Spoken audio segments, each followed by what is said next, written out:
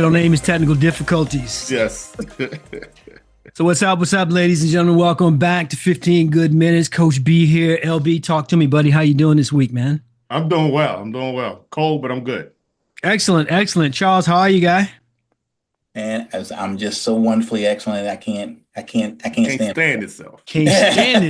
That's good, man. I'm doing well. Freddie isn't here. Don't know where he is. He may pop in. He just sent a text. He just sent a text. Said, "What time are we recording?" If one of y'all can answer him, because I'm not going to stop this train. Okay, I got you. We are going to keep things moving.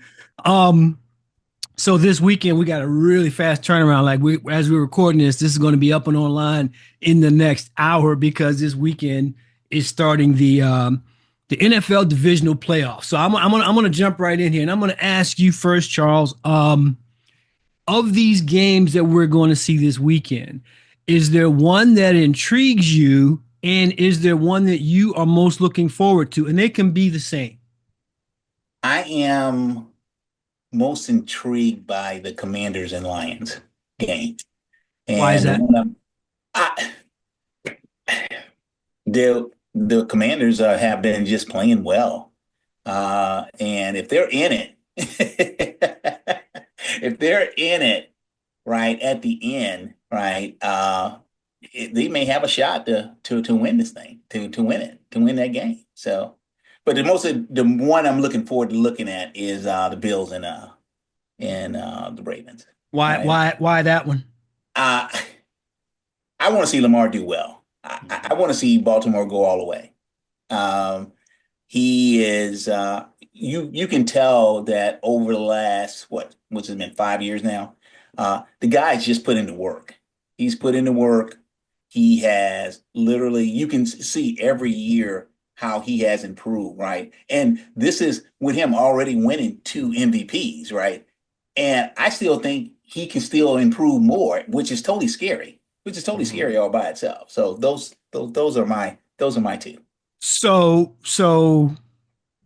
and help me out, LB. It sounds to me like he's saying he's picking Baltimore to win. Hadn't even gotten there yet, but no. I'm not picking. You're on the Lamar train. You're intrigued, but I'm for them. That's because I'm on the Lamar train. I am. All right. So LB, is there a game that intrigues you, and is there a game that you are looking forward to seeing in the divisionals more than any of the others? Kind of mirror what Charles says. I really want to see Lamar. I'm rooting for Lamar. So yeah, I want to see Baltimore win. I want to see Lamar do well. I'm tired of the pundits coming down on him like he's done something. Well, he has had some stinker games. I will say that in the past, but sometimes I think they're harder on him than they are on other quarterbacks. I'll just say it that way. So I want to see him. I want to see him particularly play well, and I really want to see Baltimore make it through. Because I live here in the DMV, I am, and Daniels, who, again, another quarterback who has been playing really well. I want to see him continue to do well too. I think he has the harder hill to climb because he's got to go to Detroit, and Detroit obviously is playing really well too. So. I'm rooting for those two quarterbacks as players and for their teams. The other two games, I mean Houston and Kansas City. I really don't care. I'm assuming Kansas City is going to take care of business. And with Rams Eagles, your thoughts there? I'm curious to see how they handle the front of the Rams. How the Eagles do. That's going to be I think that's going to be the thing that determines who wins that game. Copy that indeed. Freddie, welcome, my guy. Freddie has joined the group. Good to see you, my man.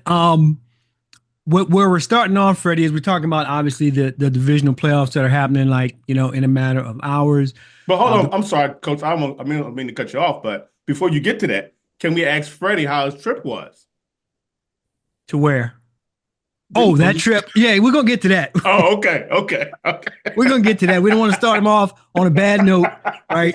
I need his focus right here. We'll get to that. I do have it on the clipboard. Okay. All right. But Freddie, what we're looking for in the open is of these divisional games this weekend, is there one game that intrigues you, and is there another that you're most interested in seeing? And they can be the same. Think there's going to be two games that probably intrigue me the most, and that's probably Buffalo and Baltimore, and Philadelphia and the Rams, only because of the weather conditions, Mm. because of the conditions. And I think if it's supposed to snow as they say it is, Yeah. then I think that's an equalizer for both teams. So who can run the football better? Who can whenever you do have to throw, who can execute and things like that? It just balances everything out a little bit more. Baltimore likes to run; they can run. Buffalo as well. Philadelphia and the Rams. The Rams have a solid running game, so it's going to depend on those weather conditions. But I think the most intriguing one will probably be Baltimore and Buffalo because I think the winner of that game will be the MVP. I think that there's more, Yeah. packed into that game than meets the eye. So not just a win to the conference championship, but the MVP it will come from that game, Yeah. possibly. I would agree with that. For me, it's one and the same, and everybody's kind of saying the same thing. The game that I'm most intrigued by is also the game that I want to see the most. Which is Ravens and the Bills. I'm telling you, LB, I think at any other level, this would be an AFC championship game. And I'm not throwing any shade at Kansas City or anything like that, but to Freddie's point, you got the two front runners for MVP, right? This would be a huge game for Baltimore to win, and I think it'll also be a huge game for Josh and Buffalo to win to kind of put some past ghosts or skeletons in the closet and show that they can do what they do. I think they both do well in this type of weather, and it's I'm really geeked to see that. I wish it wasn't at the divisional level because a really good team is going to be ousted this weekend that I would like to see go further. But that's the way the playoffs shake out. Two good records, two good teams. I think two quarterbacks, man, that are at the top of their game. Lions, Commanders. Listen, I had a real tough time here at the residence last time they were playing. I couldn't find my headphones. All this yelling and screaming and cussing going on downstairs, back and forth. And I'm like, listen, this is where the train is going to stop. Then they end up doinking something off the pole to go in, and then the phones start blowing up from people like Steve LB talking about, yeah, go command. I'm like, man, shut up. How you gonna say go command? You doinked it on a field goal. Now, I will say this. Of the wild card rounds, Charles, that to me was the most exciting game. I thought every other game, every other game was just like it was boring, and Yes. it was just boring. So with that, now to LB's earlier point, I want to pivot to Freddie because 15 good minutes was in the house for that game, represented by Freddie. What did you see, and what's your summary of what you saw? With Tampa and Washington. When I got back Monday, I was in urgent care Monday night with 104 temperature with bronchitis.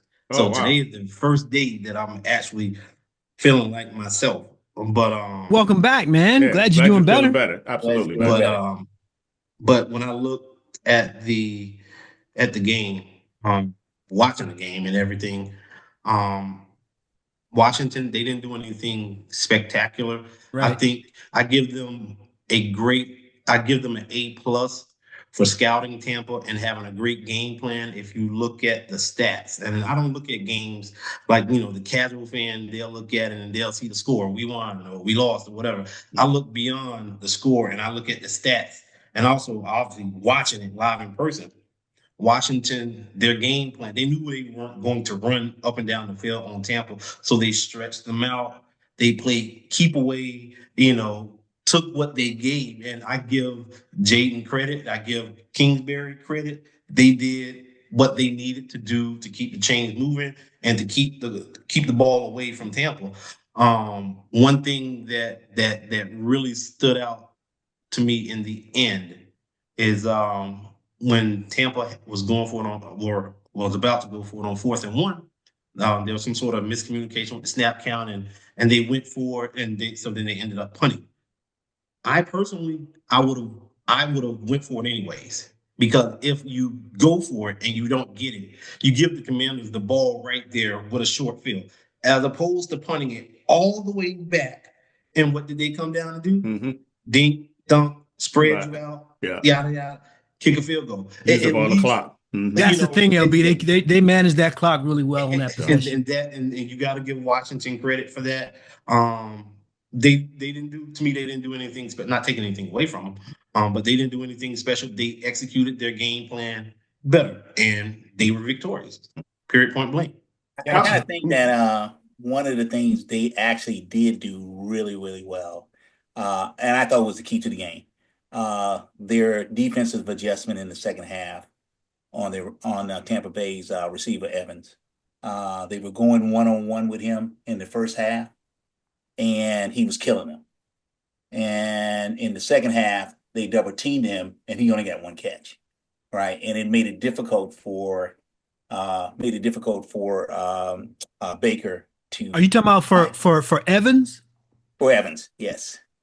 They double teamed him in the second half. First half, they killed him, right? Second half, he only got one catch. And that defensive adjustment with Washington offensive game plan, right, really kind of cemented the second half for Washington. Let me ask you this, Charles, while you got the mic. Can the Texans beat Kansas City? And if so, how? I mean, CJ played well this past weekend, but it's not indicative how he played the whole season. He has not played very well the whole season. Their running game and the defense has been really what's have saved him. So it's going to be all how well CJ plays, right? If he plays well, they could possibly have a chance. But it's just kind of hard for me to see that happening. And for you, LB, we mentioned a little while ago about the weather in Philadelphia. How big of an obstacle would you say that's going to be, if an obstacle at all, for the Rams? Well, I think it comes down to field conditions. If the field gets slippery, that's going to be to Philly's advantage, I think, because of their running game. It'll help slow down some of the rush from the Rams, which helps Philly. And I mean, they are a warm weather team, so hopefully the cold and an indoor warm weather team. Exactly. So hopefully the cold. And I know these guys, especially. I know when I was a kid, when we played football, when it snowed, you went outside to play football because it was snowing. But we weren't getting paid millions of dollars to play either. So I'm curious.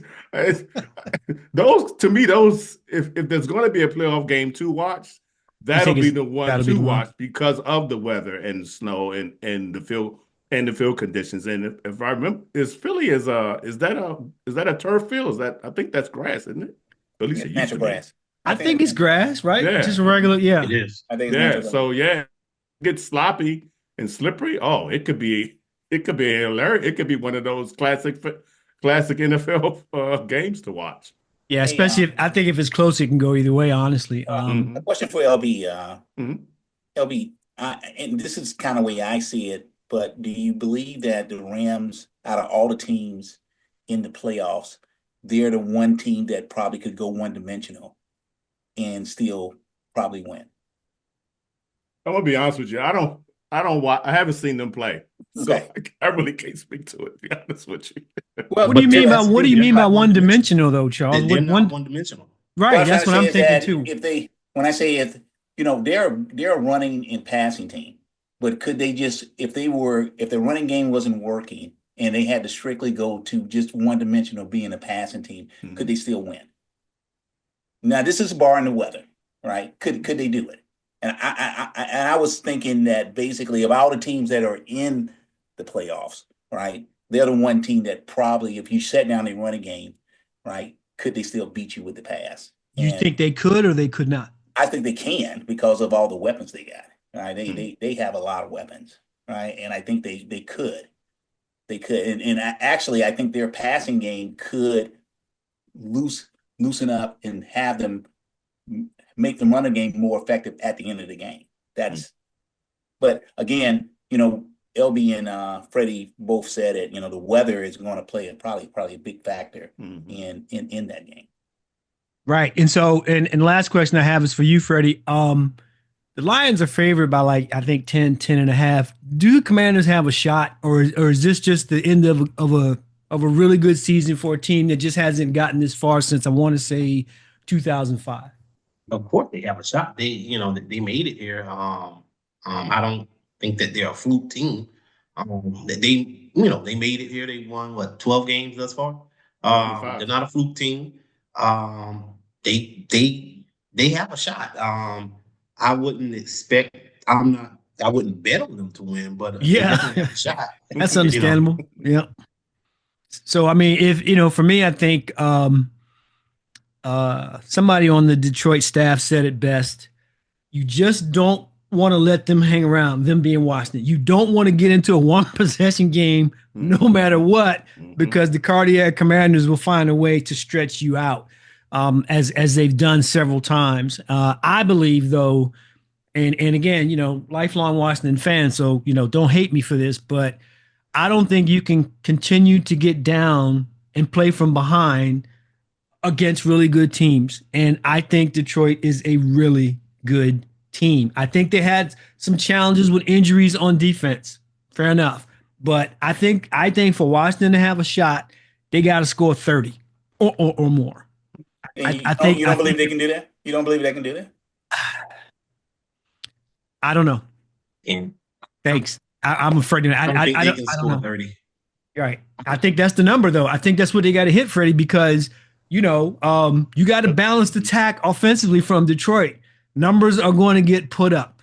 And I think if you get down, it's going to look like one of those wild card games that we saw last weekend where everybody was, 14, 16, 18 points behind and all of us were changing the channel. It's not what I wish for Washington, but this one is a controlled environment, indoor stadium, Detroit, all that kind of stuff. Detroit's at home. They're going to be hyped. I think so too. So that may be, going back to your point, Charles, that may be the one to watch. I think all of them have something going for them. I think the one that I'm least interested in is what, like LB said, the Kansas City and Texans. I'm just not. I mean, the one thing about Houston, I didn't see all of the game. It was on when I was having dinner. Does their defense play like that all the time? I mean, they had 4 interceptions or some ridiculous. Well, every time I looked up, they was intercepting the guy. Not like that, LB, but they've actually played pretty consistent the whole year. Their problem is that, again, I really don't know how good the Houston defense can be because they've been on the field a lot, right? Because their offense have not been that good. It's nothing prolific like it was last year. Okay. All right, so. You had a little struggle when the linebacker was Algier or whatever his name is when he was suspended, and he's really kind of like the heart and soul of that defense. And so, but they when they're healthy, they're good enough. I think they can match up with Kansas City, defensively versus Kansas City. Kansas City skill guys. The question is, can they score points? Put numbers up.